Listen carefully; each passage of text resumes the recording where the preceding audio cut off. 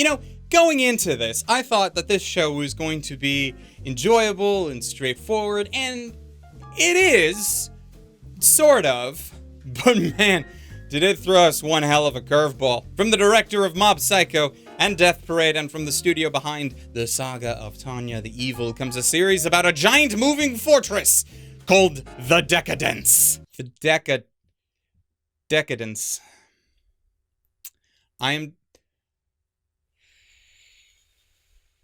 I only just got that. It's not some weird title, it's just Deca-Dence split in two.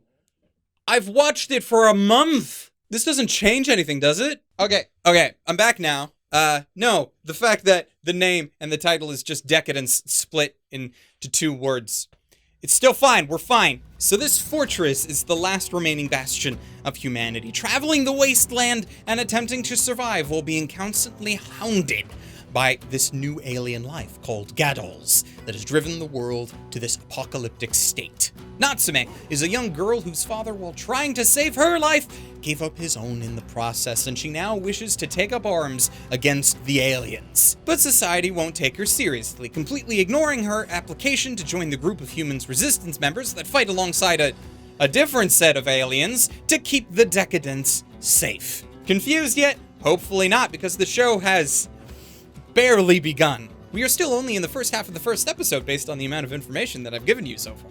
However, because Natsume is the lead character, she needs to get involved with the action somehow, right? Well, despite being relegated to cleanup duty, her new boss seems to be one of those retired adventurer types. One who has massive skill fighting their enemies, but who has since taken up a bit of a quieter life away from the action. Or at least it was quiet, until Natsume started begging to be trained. I believed the series to be straightforward up to this point, because we've seen plenty of shows with narratives similar to this. The most apt comparison would be saying that this was some weird combination of both the apocalyptic aspects of Attack on Titan and the more mecha-focused Cabaneri. And with this information so far, we would assume that Natsume would proceed to get continually stronger to help defend her home. We would then be introduced to some party members who would help her along the way, and then they would probably discover some big over-the-top secret about where the Gaddles came from that would shatter the world of the main characters. This did not happen. Instead, we, the audience, got our world shattered instead. So it's at this point that I have to say, if you are interested so far in this narrative, I highly recommend you to watch the show's first 2 episodes. Why? Because we're about to throw out everything that I just said. And it is something that is best experienced firsthand. It's one of the great things about an original anime is that you don't have manga readers to spoil it for you. So I suggest you take advantage of this while you have a chance. Then you can come back. And while you're gone, I'm just gonna go make some tea. 1 minute, 37 seconds later. All cut up? Great. What the hell? Okay, so apparently this isn't really the last bastion of humanity. Sort of, at least not in the same way. And in reality, this is some kind of game for the enjoyment of the aliens who want to spend their recreational hours fighting against these, admittedly, video game-looking enemies. Like, that threw me for a loop. It's one thing to say, oh no, this is all just a game. But then to have the humans as the roles of NPCs here.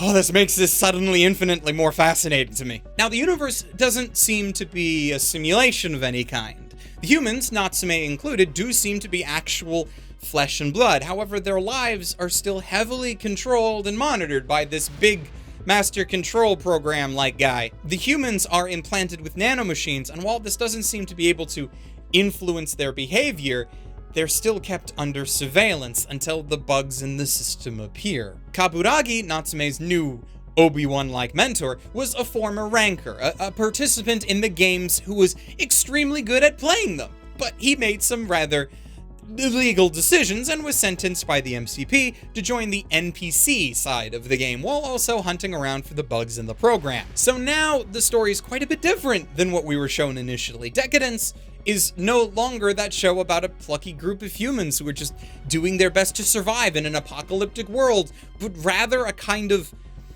They're entertainment livestock who are completely oblivious to the real inner workings of the universe they live in.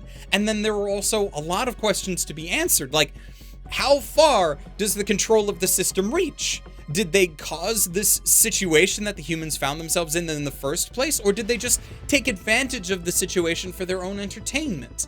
What will happen if Natsume becomes aware of how the world actually works, and what will Kaburagi do to keep her away from the system's watchful eyes? Like, this is what I really love about a setting. This setting so far is just how it has taken common tropes from the last few years and really shown us what you can do with just a slight change in perspective. From the perspective of Kaburagi and the Gears, the show could have been nothing more than just another digital isekai. It's a game to them. There are rankings, competitions, even world events that shape their quote-unquote narrative. And from the humans' point of view, it's an apocalyptic survival story, the last bastions of humanity holding on to what little they can with the hope that peace is just a few more battles away, blissfully unaware to how their world actually works. But for us, the audience, we get to see both, and it's something quite fascinating because you can't fully count on those tropes to lead to their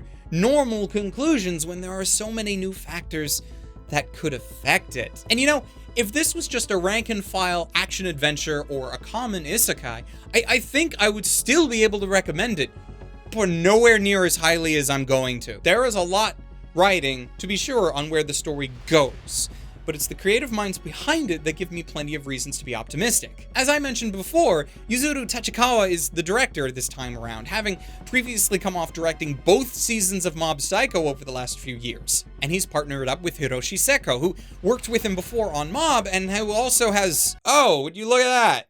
He did script writing for Attack on Titan, and also the script for Cabaneri.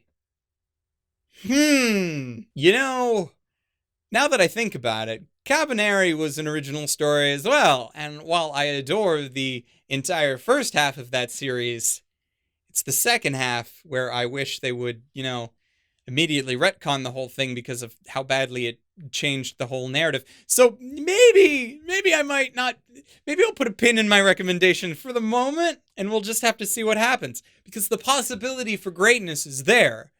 But then there's also an equal possibility for ever-crushing disappointment of this unused potential, which would suck because of, like, Deca-Dence's good points. Most of those good points revolve around its intriguing setting, which could possibly get boring after the shock of episode 2's reveal wears off without the addition of more strong narrative beats to keep up said intrigue. But another major plus side is just Natsume as a character. She is one of my favorite protagonists of the year so far, and by a decent margin too.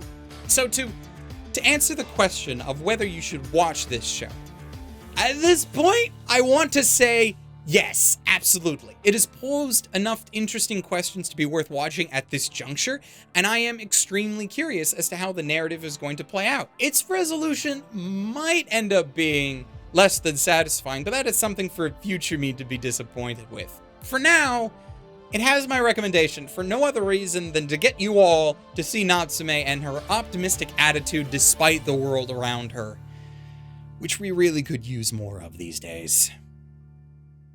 And now, welcome back to the end of the video. In fairness, because I feel like I shouldn't lie to you guys, I didn't just suddenly piece together the whole Deca-Dence and the Deca-Dence thing here on the spot. That actually happened last night, because I have my wife do all of the editing for my scripts. And she first looked at the scripts last night and was like, oh, is that how it's supposed to be spelled? Deca-Dence? Like 2 words? And I was like, yeah, Deca-Dence. And she's like, oh, so it's like decadence, the single word. And I just stared at her for like 30 seconds being like, oh no. I'm not entirely sure how that might play into the story yet, but I'm interested to see that as well. But if you do want to watch the series, it is available over on Funimation's website. You know the one. And with luck, it will actually go somewhere interesting. It's going in interesting directions so far, but it doesn't take much to derail these kinds of things. Looking at Cabaneri as an obvious example of derailment, but we can hope that that won't be the case. And of course, a very special thanks to our patrons who allow me to be able to do what I do. Without your help and support, I would not be able to sit here and rant about Deca-Dence for a while and then be blown out of my mind that I didn't figure out the title while I was writing the script. And thank you especially for your support during this pandemic, which you absolutely don't have to do, but I appreciate it nonetheless. And specifically, I also want to give a very, very special thanks to great patrons like Calhoun Boy, Hector Montemayor, Richard Emile Bradley, Rune Jacobson, Ryfen Bonaparte, and Siri Yamako, because you guys are especially awesome, and I thank you. So until next time, ladies, gentlemen, and others, watch more anime, and stay frosty.